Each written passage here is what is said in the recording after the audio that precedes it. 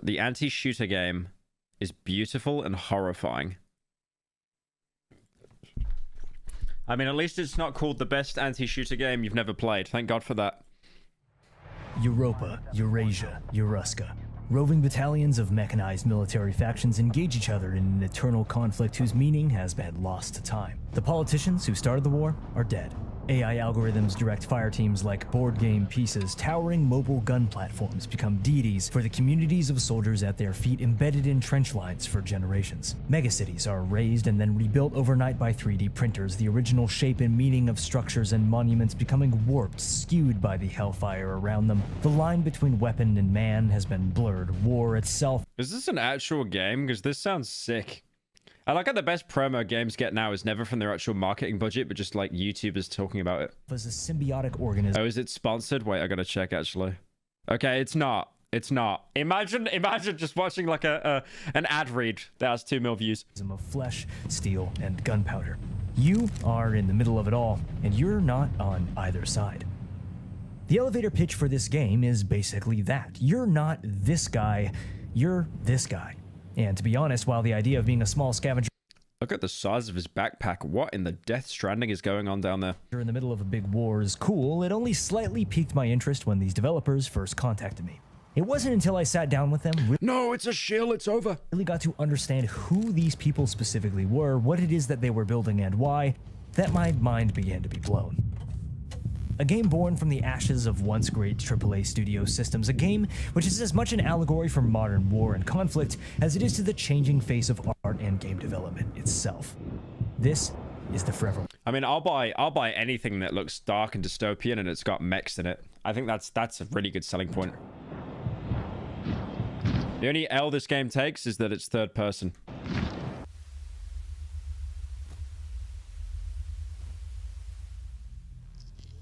Through my short foray into content creation, several studios have approached me about covering their games, and very few have actually sparked my interest. The same can actually be said for my first contact with Fundog Studios. What the hell? I responded to the email anyway, mostly out of... Damn, it actually is a shill. Dude, this game development company, they probably thought like 2 mil in 4 weeks for a channel with 100k subs. That's insane. Wow. The algorithm definitely loved this one. But to be fair, like the game actually looks good. I mean, his views are varying, but yeah, I like this guy's channel though. I like the way this video is presented. Curiosity rather than the usual interest in a brand integration or a hey. Oh shit, my PC's making noises again. God damn it. Hey, please check out our game. Fundog simply said that their CEO wanted to chat with me to consult. It's a somewhat odd request, so I followed up.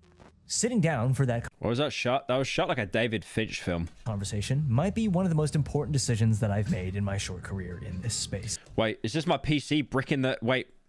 Might be one of the most important decisions that I've... The lag! Is that my PC or is that the video? Made in my short career. I think it's the video. In this space. I think we're good.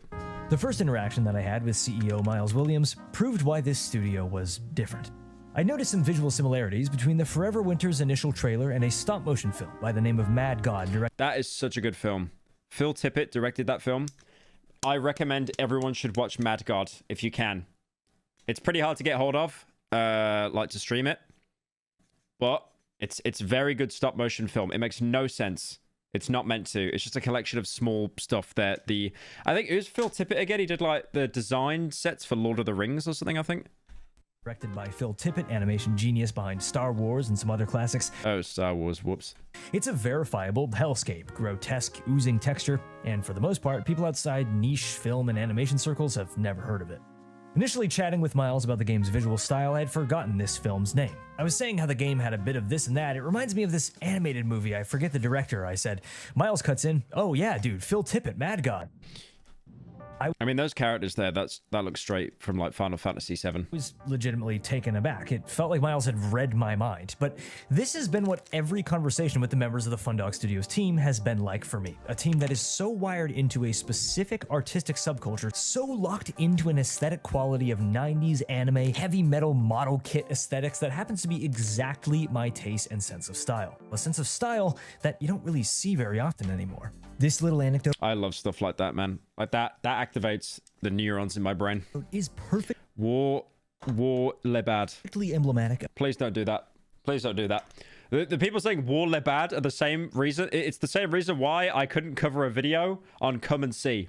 Because people were just going to start spamming War Lebad. Of the exact reason why this studio exists, why this game is being made at all, and why that matters.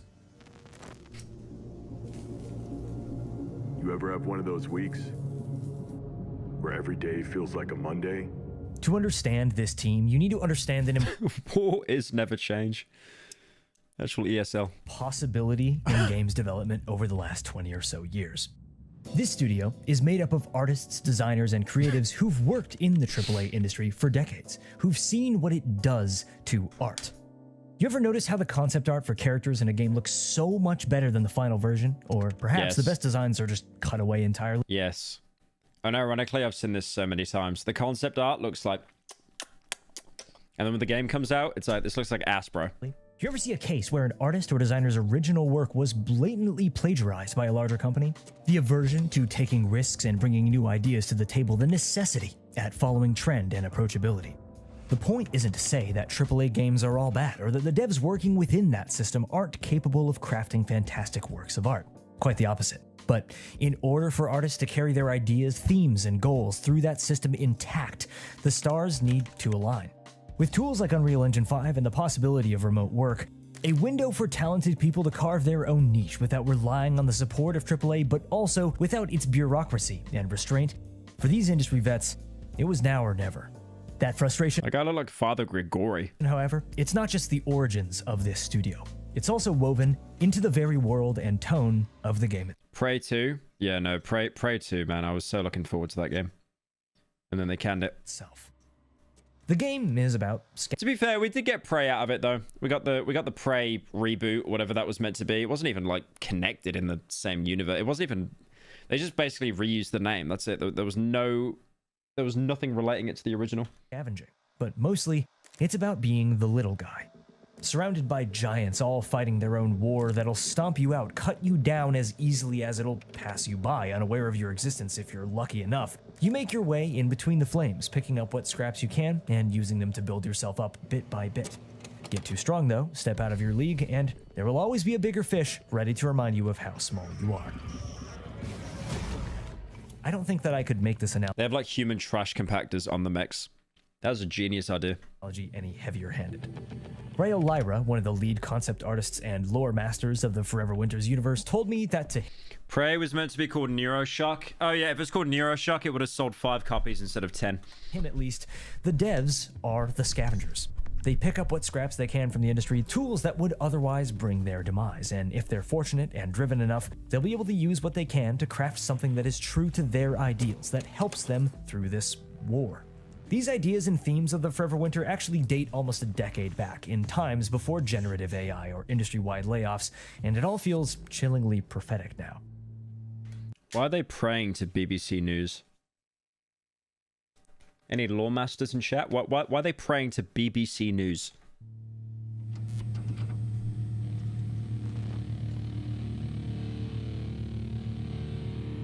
This looks like a good game. I'm not going to play it. Yeah, actually, average video game consumer. It looks like a good game, but there's no games. That is a really good game trailer, but alas, there's no games. Equally prophetic, however, are the larger themes the world of the Forever Winter deals with. In our first meeting, Miles pulled up his little lore and concept art file, and an image popped up. So, yeah, some of this stuff is a little not safe for work, he says, almost embarrassed, as I'm greeted with a... I was saying the War Lebad thing, and now people are saying Hell Lebad. Is that a flesh tank? main battle tank covered in a Okay, that is just the most heavy Death Stranding vibes. neat layer of stripped and bound corpses. It's not clear if they're here for intimidation, for ballistic protection, or for field rations, or a grotesque combination of the three. Yeah, That's the vibe that this game has. Forever Winter is about war, but in a way that is far more nuanced than the average first or third person shooter. Miles gave me the analogy that if Gears of War was a real scenario, if you were actually there, it wouldn't be an action-adventure game. It'd be horror. I call this game an anti-shooter because of its mechanics, which I will come back to later, but also because of its themes and design. It's invariably anti-war media, investigating the logical progression of mechanized armed conflict, a future where war has become religion, where a gun becomes a monument, where machines of war are icons to be prayed to. Forever Winter says, I mean, isn't that already a thing in, like, some states in America? yeah, keep it up, world. It is Death Stranding vibes, though. I'm surprised they haven't mentioned Death Stranding yet. This is where we're going. This game is set on a future Earth. In It could actually be like Death Stranding, but there could be actual gameplay in there. early iterations of the game, Fundog were much more literal with their imagery, hitting very close to home with their references to real conflict, in order to touch on increasingly dark subject matter while also telling their own story, which felt both respectful and allowed creative freedom. Concept artists such as Rayo Lyra felt that stylization was the key direction to take. In the same way that a fable tells a universal story through simplistic and approachable presentation, the Forever Winter's visual style makes clear references to recognizable imagery, warped. That looks like Brink. That's another one, actually. Why haven't they compared it to Brink? Brink was a really good game. That was a really good game. Shame it fell off. Thank you, one for the 500. You should watch the follow-up video. It explains some of the game mechanics. Through a neo-mythology of the game's setting and conflict, similarly to how 2000... Oh, that's Animatrix. Dude, I grew up on Animatrix. Dude, if any of you have seen the Matrix films and you think they're ass now, please watch the Animatrix, because that is actually goated. 3's The Second Renaissance repeatedly uses striking, grounded imagery to tell a science fiction story that has very real implications.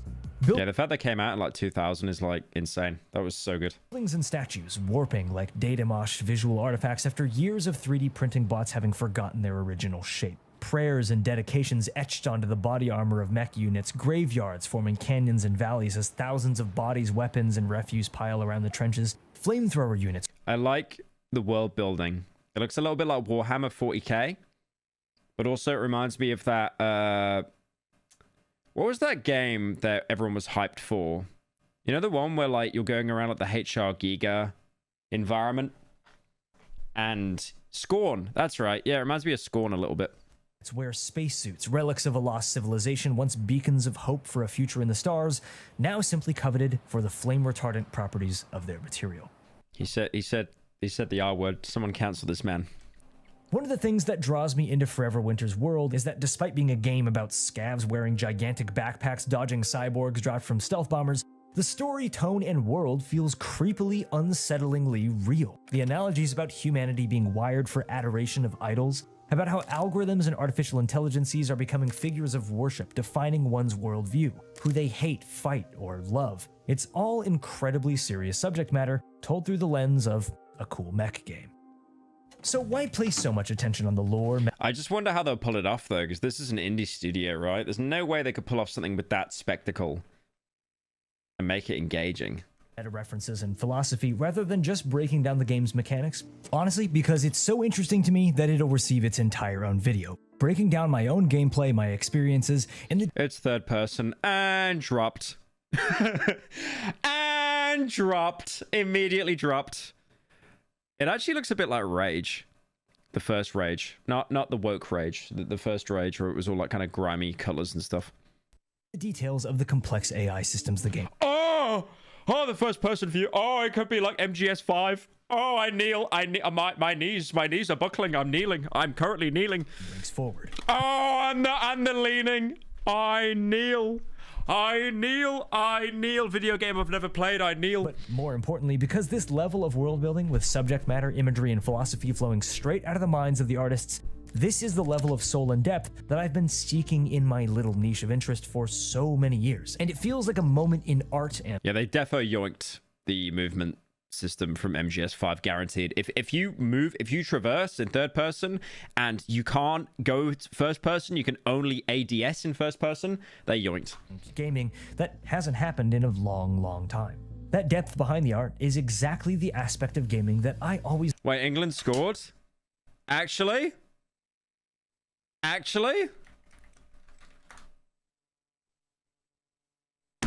fucking idiot. Wait a minute. Just a minute. Of course it's Harry Kane. Oh, good heavens. Good heavens. Oh, it's a blessed day. Loved the most when I was younger. Why I used to browse concept art forums and spend hours. Are you guys like that attention deficit that you're watching my stream while watching the game? I mean, to be fair, that's what I do, to be fair. Reading the transcripts of NPC dialogue. This isn't all to say, however, that the Forever Winter's lore... Do any of you do that thing where, like, your mates want to call you on Discord and you're like, no, I don't want to call right now. I'm kind of, you know, I'm kind of tired. I want to chill. And then you just play, like, 2 streams at once or, like, a video game while you're streaming? Chat, I think we're cooked. I think this generation is, like, actually cooked. No meme. Yeah, everyone is saying yes, actually cooked. A simple, dumb co-op shooter. The world and tone of the game was developed right alongside the gameplay. A style of gameplay that I've always wanted, but never really seen attempted.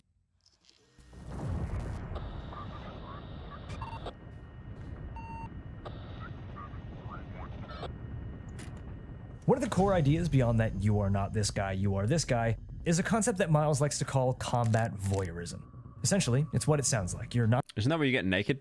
At the center of these battles, you're always on the periphery. As you move around the battlefield, certain silhouettes will pop up, and as you play, you'll gather more understanding of what they mean. There's 2 MBTs. Okay, I'm seeing a bit of the jank show up now. There's a Eurasian... But, to be fair, the fact they're even showing gameplay is very brave.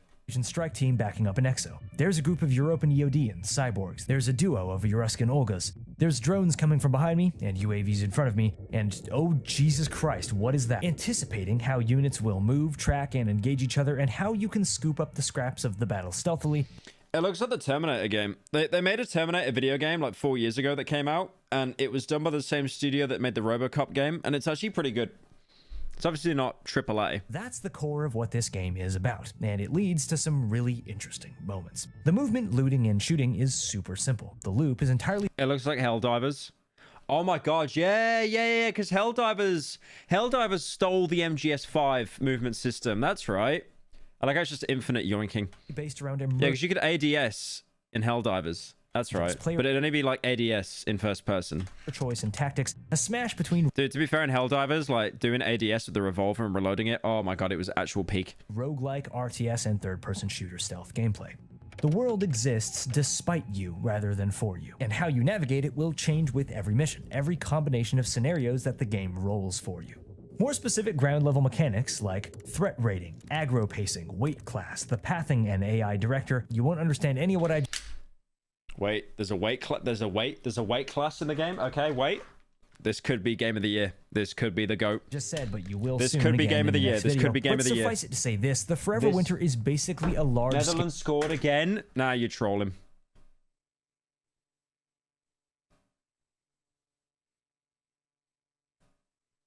Yeah, nice try.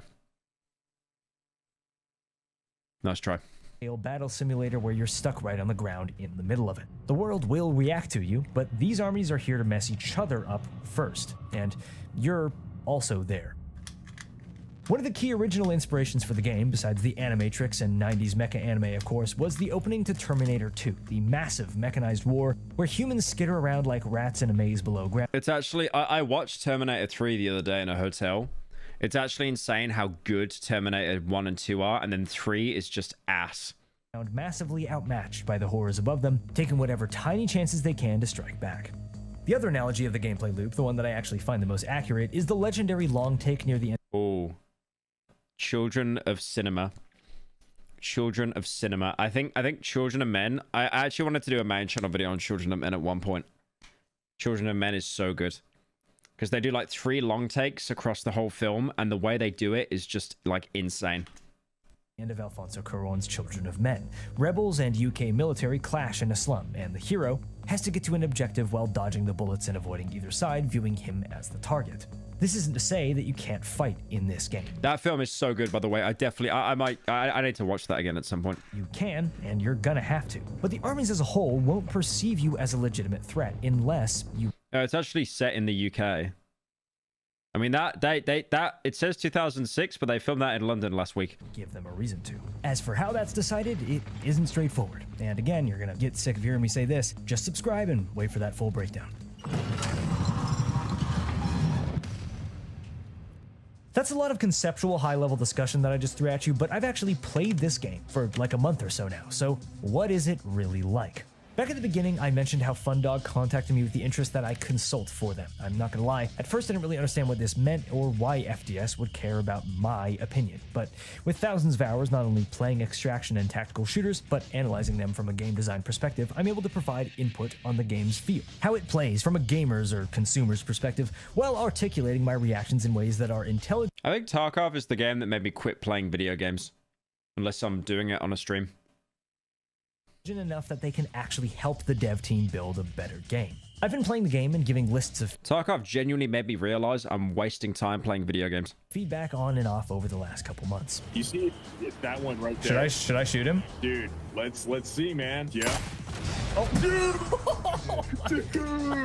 First off, there are many gameplay elements of the Okay, this is already better than Helldivers because you can actually use a weapon as a human that actually does something. Forever Winter that are super unfinished, and to be honest, I've never played a game in such a mid-development state. The game is, of course, gorgeous. The interesting result of a team of concept artists having direct creative control over a game is AAA quality visual design. That design is sick. I love that. Right alongside utterly work-in-progress core systems. Despite some extreme the furries are going to pick that one. Jank in the controls and movement, the emergence created the art style is insane. By the AI systems is completely evident. Without giving too much detail away, I was immediately struck by how much the world seemed to not revolve around the player, in a way that goes against everything that shooters have always taught me to expect. A ground unit will charge straight at me and I'll take cover expecting the worst. They'll open up with a barrage of fire only for me to turn and realize that they were targeting another unit behind me that I hadn't noticed the whole time. I'll take out a lingering sniper team on the edge of a battle, and a fire team will come and investigate the sound, but I then simply move around the corner, and there's zero way Unfinished equals should have been launched 3 years ago by today's standards. That the investigators will instantly know where I was or even how the snipers died, unless there was a UAV overhead that was scouting my position. One of the most memorable moments was when I first played. A T-90 was blocking our path to extract and I couldn't see any way around it. Just gotta wait for him to be distracted and we book it, Miles says to me. A group of heavily armed troops appears from our left and I think we're done for. But then they start opening fire and the MBT's machine gun lights up as something that we can't see engages the tank from afar. We crouch just feet behind the T-90 and its supporting fire team and slink away into the fog with the firefight continuing. Is it bad that this looks like Helldivers but actually fun?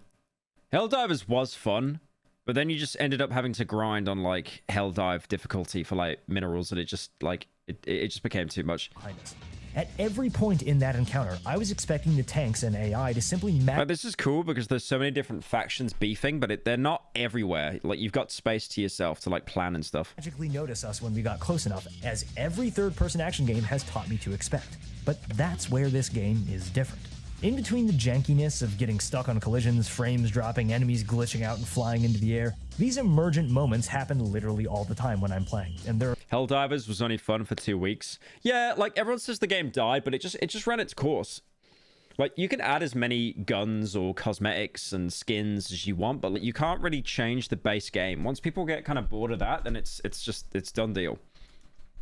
There are too many examples to list in this video without... Like, I don't enjoy playing the game anymore, but not because it's a bad game, because I've just kind of... I've done everything I need to do. It's like I could spend a week grinding out all the tokens to get, like, a gun at the very bottom of the tree that's probably, like, 10% better than the gun I've got at the minute. It's just not worth it. Spoiling mechanics. But suffice it to say that when the game's working as intended, it feels like that Children of Men scene all the way through. I'm not being paid by Fundog. Earth Defense Force. Yeah, I've seen that. That game looks like trash, but I genuinely think that it's like, you know, that kind of jank where it's really funny jank? Because it's obviously a very small budget game, and it does seem fun. Studios for this playtesting and feedback, nor am I being contracted to continue helping them with development in any way. Which maybe means that I'm being robbed financially, but what I hope it actually means is that you, the viewer and gaming fan, can actually trust my opinion when I talk about this game. Part of the reason that they've allowed me access to their main development build is of course for giving feedback, but because they're proud enough of the systems that they're building that they're confident in letting me check them out, however unfinished some aspects may be.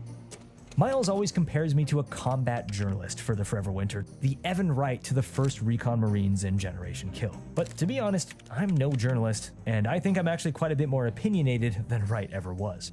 I used to want to be a concept artist myself, seeing the industry going in a direction I wasn't. I thought he was going to look at that art I thought I was going to say, I've always wanted to be a woman. Concept artist myself. Seeing the industry going in a direction I wasn't fond of killed a lot of that passion. Oh my god, is that his art? That's sick. That detail is actually boggling my mind. Look at all that detail with the line art. What? I feel that's not good for concept art, but for like general art, that's insane. That detail is incredible. There's so many small details going on there. Holy. A lot of that passion for me. And corresponding with a team of people made up of some of the literal artists whose work inspired me when I was younger, that's been a pretty fascinating and honestly emotional experience, and it's totally revitalized my I like the guy that had like a bayonet, a little bayonet in his teeth. Hope for the future of games. The Fundog creative team's ultimate goal is to craft a world that is so specifically uniquely itself that no amount of future intervention could... There's so many things it pulls from, right? Like binary domain. Binary domain reminds me of one as well, actually. We winning? We winning, son? That's still 1-1. Unlucky. Ever be able to kill the original vision.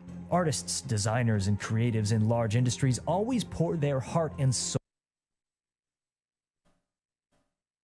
I like that design. That design is actually sick. I really like that one. Hope for the future of games. The Fundog creative team's ultimate goal is to craft a world that is so specifically uniquely itself that no amount of future intervention could ever be able to kill the original vision. Artists, designers, and creatives in large industries always pour their heart and soul into a project, and more often than we realize, their creations are yanked away from them to appease a larger system, and they fail. I wonder how they're getting their funding and stuff as well. That's always a thing. Because usually a lot of games that have like this big imaginative scope, they get crippled because shareholders are like, we want it out now. The driving goal for development becomes risk mitigation. The soul of the project dies.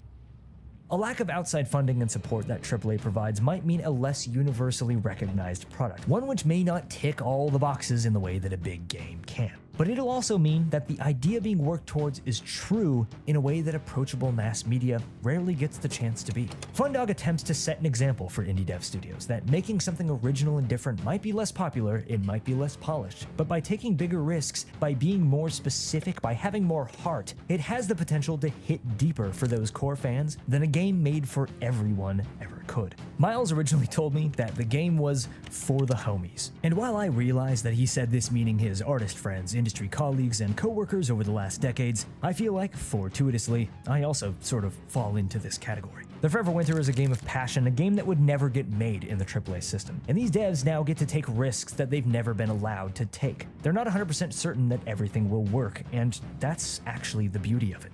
They get to try. I do wonder how they're going to monetize this model, though. I assume there'll be like battle passes and seasons and stuff, because unfortunately, like, that's just that's a standard now to keep a game alive. Why do you think the indie scene's like thriving on games that were basically popular 10 years ago? Because those games just don't make companies money anymore now. Bryo Lyra told me, if we're gonna fail, at least we'll fail together. But in many ways, in creating a living, playable art book and crafting a world that is unique and steadfast in its tone and message, they've already succeeded. With all the chaos and uncertainty of today, seeing a piece of art... told him to game end himself because he said the SpongeBob movie, Sponge on the Run, was a mockery of Steven Hillenburg's legacy. Shit's fucked, man. Fuck Twitter. Is that recent? I thought that was a while ago. I know Nick hasn't been doing too great recently. Obviously the situation with his mum and his gambling as well, because he was pretty open about both. Yeah, I hope he's doing all right. Like this come to I thought that was old. I didn't know that that was recent. Gives me confidence that gaming might have a brighter future than the world the Forever Winter foresees. Yeah, that's just a perfect example of Twitter drones. Like I remember like watching the Mandela catalog on stream, and then Twitter basically roasted me saying I was supporting like a pedophile, and it just absolute nonsense. I guess I'm just happy to come along for that ride. I'm Rilo. I like to talk about things that I think are cool. Subscribe for more like this, and I'll catch you soon. Thanks for... Well, I have a feeling someone's going to rip this game off in Roblox. Probably already been done, to be fair. There's probably so many mockers. Thank you, Takeo, for the 5. Pyro, I paid off my student loan, and you're still streaming? Holy based. Wait, you actually did? Okay, that's kind of based.